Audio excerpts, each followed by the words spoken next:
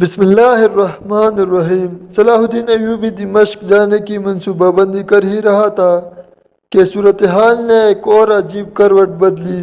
سلطان نور الدین محمود زنگی کی ایک بیٹی شمس النساء تھی جس کی عمر 18 سال ہو چکی تھی۔ شمس النساء اپنے والد کی طرح ایک تعلیم یافتہ، مذہبی احکام کی پابندی کرنے والی اور خوبصورت دوشیزہ تھی۔ سلطان عادل کی زندگی میں وہ شادی کی عمر کو پہنچ چکی تھی اور اس کے کئی رشتے بھی آنے شروع ہو گئے تھے، مگر سلطان نور الدین زنگی کو کوئی لڑکا پسند نہیں آیا تھا، اور اس کی ایک ہی وجہ تھی کہ سارے امیرزادے عیش پرستانہ زندگی کے دلدادہ تھے اور کسی ایک نوجوان کے دل میں بھی شوق جہاد نہیں تھا۔ ابھی سلطان عادل کسی اور رشتے کا انتظار کرتے، فرشتہ اجل نے خود ان کا رشتہ زندگی اور زمین سے توڑ دیا تھا۔ سلطان نور الدین محمود زنگی نے اپنی بیٹی شمس النساء کو مذہبی تعلیم کے ساتھ ساتھ فوجی تربیت بھی دی تھی تاکہ برے وقت میں ایک لڑکی کسی حد تک اپنا دفاع کر سکے۔ سلطان کی وفات کے بعد ایک بار پھر شمس النساء کے رشتوں کا سلسلہ شروع ہو گیا ہے۔ بڑے بڑے عمران نے اپنے بیٹوں کے رشتے کے پیغام بھیجے تھے۔ شمس النساء سے رشتہ کرنے والوں کے پیش نظر ایک ہی مقصد تھا کہ شادی کے ہوتے ہی وہ دمشق اور شام پر قبضہ کر لیں گے اور کمسن ملک صالح کو راستے سے ہٹا دیں گے۔ ان امیدواروں میں سب سے زیادہ طاقتور نام موصل کے حکمران سیف الدین کا تھا، جو رشتے میں سلطان نور الدین محمود زنگی کا حقیقی بھتیجا تھا۔ سیف الدین کو پورا یقین تھا کہ زنگی خاندان کا ممتاز ترین فرد ہونے کے باعث رضیع خاتون اس رشتے سے انکار نہیں کر سکے گی۔ سیف الدین کے ذہن میں بھی دیگر امیرزادوں کی طرح وہی خود ارزانہ منصوبہ تھا کہ سلطان نور الدین زنگی کا داماد ہوتے ہی دمشق اور شام بھی اس کے زیر نگین آ جائیں گے، پھر وہ اس رشتے کے حوالے سے صلاح الدین ایوبی کو بھی اپنا مطیع بنا لے گا۔ رضیع خاتون رشتوں کی بھرمار سے بہت زیادہ پریشان نظر آ رہی تھی۔ شوہر کی موت کے بعد وہ مستقل بیمار رہنے لگی تھی، انہیں کھانسی کی شکایت تھی۔ طبیبوں نے رضیع خاتون کو آرام کرنے کے ساتھ تمام فکر اور غموں سے دور رہنے کی تائید کی تھی۔ رضیع خاتون اپنی زندگی میں بیٹی کی شادی کر دینا چاہتی تھی، مگر وہ کسی نتیجے پر نہیں پہنچ پا رہی تھی کہ داماد کے لیے کس کا انتخاب کرے۔ رضیع خاتون کا جھکاؤ موصل کے حاکم سیف الدین کی طرف تھا کہ وہ اسی خاندان کا ایک فرد تھا۔ اسی دوران میں دوسرے امراء کی خواتین بھی ایک دوسرے کے خلاف رضیع خاتون کے کان بھرتی رہتی تھی۔ ہر ماں اپنے بیٹے کی تعریف میں زمین و آسمان کے کلابے ملا دیتی تھی۔ آخر اسی کشمکش میں ایک دن رضیع خاتون نے اپنے شوہر سلطان نور الدین زنگی کو خواب میں دیکھا۔ سلطان عادل اپنی رقیقہ خیاط کو مخاطب کر کے انتہائی محبت آمیز لہجے میں کہہ رہے تھے، رضیع خاتون، تمہیں شمس النساء کے لیے پریشان ہونے کی ضرورت نہیں، اللہ کی ذات پر بھروسہ کرو اور صلاح الدین کو اپنی دامادی میں قبول کر لو۔ وہ حقیقی مجاہد ہے اور مجاہد کبھی کسی کو مایوس نہیں کرتا۔ تقریباً 1 سال بعد رضیع خاتون نے شوہر کو خواب میں دیکھا تھا۔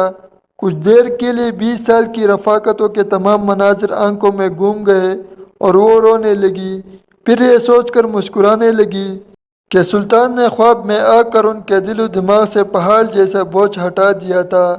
لیکن اب ایک اور مسئلہ ان کے سامنے کھڑا تھا کہ صلاح الدین ایوبی سے کس طرح رابطہ کرے۔ ابھی رضیع خاتون صلاح الدین ایوبی کو دمشق بلانے کے لیے کسی متبرک قاصد کو تلاش کر ہی رہی تھی کہ صلاح الدین ایوبی 10,000 منتخب شاہ سواروں کے ساتھ دمشق آ پہنچا۔ تمام سازشی امراء صلاح الدین کی اچانک آمد پر حیران ہو رہے تھے اور رضیع خاتون کی خوشی کا کوئی ٹھکانہ نہیں تھا کہ انہیں کسی زحمت کے بغیر منہ مانگی مراد مل گئی تھی۔ صلاح الدین ایوبی کسی تاخیر کے بغیر رضیع خاتون کی خدمت میں حاضر ہوا۔ رضیع خاتون نے انتہائی محبت آمیز لہجے میں کہا، تم سلطان عادل کا حرف اعتبار ہو۔ پھر رضیع خاتون نے اپنا خواب بیان کرتے ہوئے صلاح الدین ایوبی کو سلطان نور الدین محمود زنگی کی خواہش سے باخبر کیا۔ صلاح الدین ایوبی کو اپنی سماعت پر یقین نہیں آ رہا تھا۔ وہ بہت دیر تک گہرے سکوت کے عالم میں بیٹھا رہا، پھر اس کی آنکھوں میں آنسو جاری ہو گئے۔ میں غلام کہا اور آقازادی کہا، ایک بے جوڑ رشتہ ہے۔ خاندان نوریہ میرے بارے میں کیا کہے گا؟ دمشق اور شام میں آپ کی مخالفت اور بڑھ جائے گی۔ مجھے خاندان کے افراد کی توڑ زنی کی کوئی پرواہ نہیں۔ رضیع خاتون نے پرعزم لہجے میں کہا، میں ہر حال میں سلطان عادل کی خواہش پر عمل کروں گی۔ وہ تمہیں مجاہد سمجھتے تھے اور ایک مجاہد ہی اس عظیم مجاہد کا داماد ہو سکتا ہے۔ صلاح الدین ایوبی نے رضی خاتون کے اصرار اور درپردہ اپنے آقا سلطان نور الدین محمود زنگی کے حکم پر سر تسلیم خم کر دیا۔ پھر اس نے 5 سپاہیوں پر مشتمل ایک فوجی دستہ بلا تاخیر مصر روانہ کر دیا تاکہ صلاح الدین ایوبی کی والدہ زبیدہ خانم اس شادی میں شریک ہو سکے۔ اس کے ساتھ ہی صلاح الدین ایوبی نے امام شرف الدین کی خدمت میں ایک التجا نامہ بھی ارسال کر دیا۔ شیخ محترم، مجھے آپ کی جسمانی کمزوری کا شدید احساس ہے، مگر آپ صرف میری خاطر تشریف لائیں گے، زحمت گوارا کریں گے۔ اپنے اس خط میں صلاح الدین نے صاف صاف لکھ دیا تھا کہ اس کا نکاح امام صاحب ہی پڑھائیں گے۔ تقریباً 15 دن بعد امام شرف الدین اور زبیدہ خانم دمشق پہنچ گئے۔ پھر اسلامی سادگی اور روایت کے ساتھ شمس النساء اور صلاح الدین ایوبی رشتہ ازواج میں منسلک ہو گئے۔ یہ شادی موصل، دمشق اور شام کے عمرا کے لیے اس قدر حیران کن تھی جیسے آسمان ٹوٹ کر زمین پر گر پڑا ہو۔ سب سے زیادہ تکلیف نور الدین محمود زنگی کے حقیقی بھتیجے سیف الدین ولی موصل کو پہنچی تھی، جو شمس النساء سے شادی کر کے سلطنت نوریہ پر قبضہ کرنا چاہتا تھا۔ اس نے شادی کی خبر سن کر اپنی چچی رضی خاتون کے نام ایک گستاخانہ خط تحریر کیا تھا۔ میں تصور بھی نہیں کر سکتا تھا کہ آپ ایک غلام زادے کو اپنا داماد بنا کر خاندان زنگی کی عظمت و جلال کو اس طرح خاک میں ملا دے گی۔ میں نے اپنے باپ کی موت کے صدمے کو بھلا دیا، مگر اس حادثے کو زندگی بھر فراموش نہیں کر سکوں گا۔ شادی کے کچھ دن بعد رضی خاتون نے صلاح الدین ایوبی اور شمس النساء کو خلوت میں طلب کیا۔ پہلے بیٹی اور داماد کو سلامتی کی دعا دیے، پھر صلاح الدین ایوبی کو مخاطب کر کے کہا، اب میں تمہیں اجازت دیتی ہوں کہ تم سلطنت نوریہ کی کسی بھی باغی کو سزا دے سکتے ہو۔ اب کوئی نہیں پوچھے گا کہ تم کون ہو۔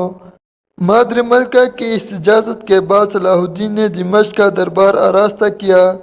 سلطان نوریہ کے تمام امیروں کو شرکت کی دعوت نامے بھیجے گئے۔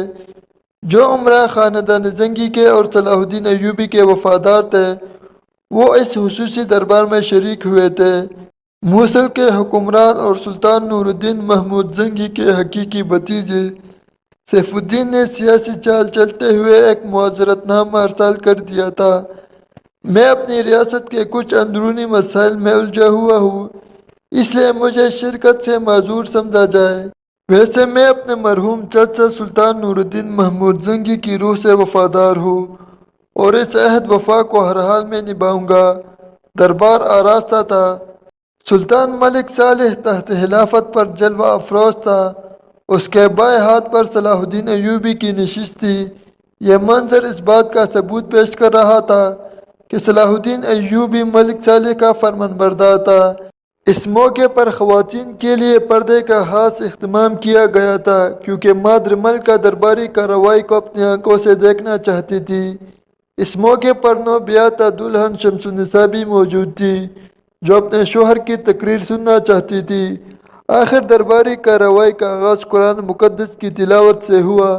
تلاوت کے بعد صلاح الدین ایوبی اپنی نشست پر کھڑا ہوا، پہلے اپنے اللہ کی بڑائی بیان کی، پھر نہایت پرجلال لہجے میں اہل دربار سے مخاطب ہوا، مجھے یہ کہتے ہوئے بہت افسوس ہو رہا ہے کہ سلطان ملک صالح کی طرف سے بار بار دی جانے والی دعوت کے باوجود سلطان نوریہ کے کئی اہم اور ذمہ دار امراء اس اجتماع میں شریک نہیں ہوئے جہاں بیٹھ کر ہم سب ملت اسلامیہ کو درپیش مسائل پر گفتگو کرنا چاہتے تھے اور اس کے ساتھ ہی باہمی مشورے سے آئندہ کے لیے لاہ عمل بھی طے کرنا چاہتے تھے کہ بیرونی خطرات سے کس طرح محفوظ رہا جائے اور اس سلسلے میں اجتماعی کردار کے ساتھ ہمارا انفرادی کردار کیا ہوگا۔ مگر یہ خالی کرسی چیخ چیخ کر بتا رہی ہے کہ ہم نے سلطان عادل سے کیے ہوئے وعدے فراموش کر دیے۔ میں ذاتی طور پر ایک عملی انسان ہوں اور بلند بانگ دعووں کو قطعاً پسند نہیں کرتا، لیکن آج مجھے مجبوراً یہ اعلان کرنا پڑ رہا ہے کہ میں ایک بار وعدہ فراموش انسانوں کو ان کا وعدہ ضرور یاد دلاؤں گا۔ اگر وہ اپنے غلط فیصلوں پر نادم ہو کر واپس لوٹ آئے تو میں وہ لہانہ انداز میں اپنے گلے لگاؤں گا، لیکن اس تنبیہ کے باوجود انہیں اپنے خلف کے الفاظ یاد نہیں آئے، تو ایسے بد عہد لوگوں کے لیے سلطنت نوریہ کے کسی گوشے میں کوئی جگہ باقی نہیں رہے گی۔ میں نے بھی سلطان عادل سے ایک عہد کیا ہے، یا تو وہ عہد پورا ہو کر رہے گا یا پھر اسے نبھاتے نبھاتے میری جان چلی جائیں گی۔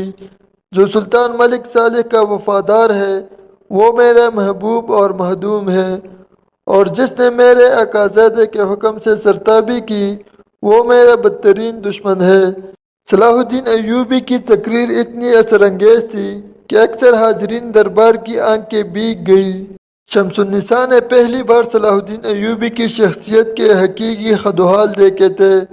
مجھے آپ کی رقیقہ حیات ہونے پر فخر ہے، ایک پاک باز اور وفادار بیوی نے جذبات کی گہرائیوں کے ساتھ اپنے شریک سفر کو خراج تحسین پیش کیا۔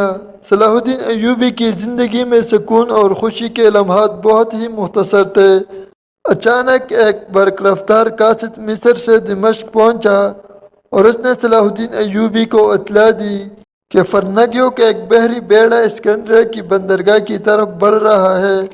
صلاح الدین ایوبی نے فوری طور پر مادر ملکہ رضی خاتون اور اپنی بیوی سے کہا، مجھے ایک سخت جنگی مہم درپیش ہے، اس لیے میں آج ہی مصر واپس جانا چاہتا ہوں۔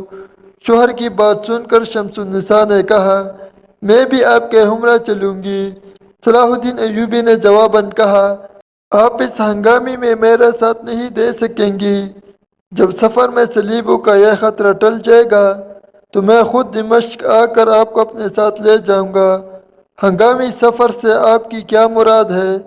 شمس النساء نے مسکراتے ہوئے شوہر سے پوچھا، میرا مطلب ہے کہ اس دشوار سفر میں آپ کو بہت زحمت ہوگی اور میں یہ پسند نہیں کرتا۔ صلاح الدین نے اپنی رقیق سفر کو سمجھانے کی کوشش کی، میں ایک مجاہد کی بیٹی ہوں اور دوسرے مجاہد کی بیوی۔ شمس النساء نے محبت آمیز مگر پرجلال لہجے میں کہا، میں اس سفر میں آپ کو تنہا نہیں چھوڑ سکتی، آپ تیاری کریں، میں ابھی آتی ہوں۔ یہ کہہ کر شمس النساء کمرے سے نکل گئی۔ بیوی کے جاتے ہی صلاح الدین ایوبی نے مادر ملکہ کی خدمت میں عرض کیا، اگر مجھے یہ جنگی مہم درپیش نہ ہوتی تو میں کچھ اور دن دمشق میں ٹھہرتا تاکہ یہ کی ساری سیاسی صورتحال واضح ہو جاتی۔ میرے بیٹے، اللہ تمہیں قدموں پر منزل حیات کو آسان کرے۔ رضی خاتون نے اداس لہجے میں کہا، انہیں بیٹی اور داماد کے بچڑنے کا دکھ تھا، مگر وہ خود بھی ایک مجاہد کی بیوی تھی اور انہوں نے اپنی شادی شدہ زندگی میں ایسے بے شمار مناظر دیکھے تھے کہ سلطان نور الدین زنگی ایک محاذ سے لوٹ ہی رہے تھے کہ دشمنوں نے دوسرا محاذ کھول دیا اور سلطان عادل گھر آتے آتے میدان جنگ کی طرف پلٹ گئے۔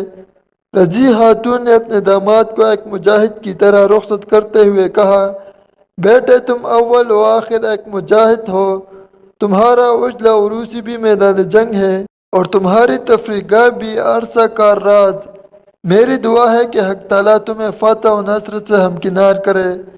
صلاح الدین ایوبی کھڑا ہو گیا، اللہ کرے کہ میرے سارے اندازے غلط ہو، مگر مجھے دو آدمیوں سے شدید خطرہ لاحق ہے، ایک سلطان عادل کا بھتیجا ولی موصل اور دوسرا سلطان ملک صالح کا مشیر خاص۔ آپ ان کی حرکات و سکنات پر گہری نظر رکھیے گا۔ یہ کہہ کر صلاح الدین ایوبی نے مادر ملکہ کے ہاتھ کو بوسہ دیا اور مصر کی طرف روانہ ہو گیا۔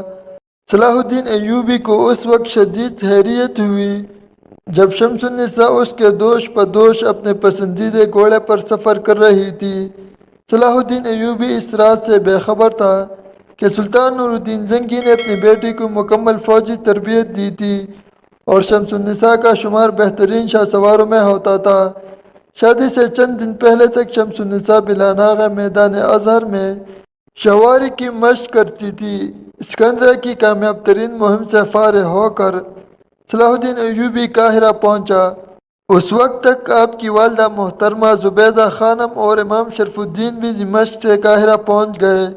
صلاح الدین ایوبی کو اسکندریہ حملے کی خبر سن کر بہت عجلت میں اپنی بیوی شمس النساء کے ہمراہ قاہرہ آنا پڑا تھا۔ اور اس لیے یہ دونوں بزرگ حج یا بعد میں روانہ ہوئی تھی اور سست رفتاری کے ساتھ آرام دہ گاڑیوں میں قاہرہ پہنچی تھی۔ صلاح الدین ایوبی سب سے پہلے والدہ کی خدمت میں حاضر ہوا۔ زبیدہ خانم نے اسکندریہ کی فتح کے ساتھ بیٹے کو مزید فتوحات کی دعاؤں سے سرفراز کیا۔ پھر وہ اپنی بیوی شمس النساء سے ملا اور ایک قیمتی ہار شادی کے تحفے کے طور پر اپنی شریک ہاتھ کو نظر کیا۔ مصر کے خزانے میں بہت سے نوادر موجود ہیں، مگر وہ سب ریا کی امانت ہے۔ صرف یہ ہار میری ذاتی کمائی کا نتیجہ ہے۔ شمس النساء نے بڑی حیرت سے اپنے شوہر کی طرف دیکھا، جو ایک مالدار اسلامی ریاست کا سربراہ تھا۔ میں بیت المال سے جتنی رقم ذاتی خرچ کے لیے لیتا ہوں، اسے بس یہ ایک ہی ہار بن سکتا تھا۔ صلاح الدین ایوبی نے باوقار مگر محبت آمیز لہجے میں کہا، آپ ایک عظیم مجاہد کی بیٹی ہے۔ اگر قبول کرے تو میں اسکندریہ کی اس فتح کو اپنی محبت کے تحفے کے طور پر پیش کرتا ہوں۔ شمس النساء نے ایک نظر شوہر کی طرف دیکھا اور شرما کر سر جھکا لیا۔ میں اس تحفے کو دل و جان سے قبول کرتی ہوں، مگر ابھی آپ پر بہت سے تحفے قرض ہے اور آخر میں تحفہ عظیم۔ بیوی کی بات سن کر صلاح الدین ایوبی کو حیرت ہوئی۔ پھر اس نے مسکراتے ہوئے اپنی شریک حیات سے پوچھا، تحفہ عظیم سے آپ کی کیا مراد ہے؟ وضاحت کریں۔ شمس النساء بھی مسکرانے لگی۔ اگر وضاحت کر دی جائے تو بات کا سارا حسن ختم ہو جاتا ہے۔ مزہ تو اس میں ہے کہ ادھر دل میں خیال گزرے اور ادھر ساتھی کو خبر ہو جائے۔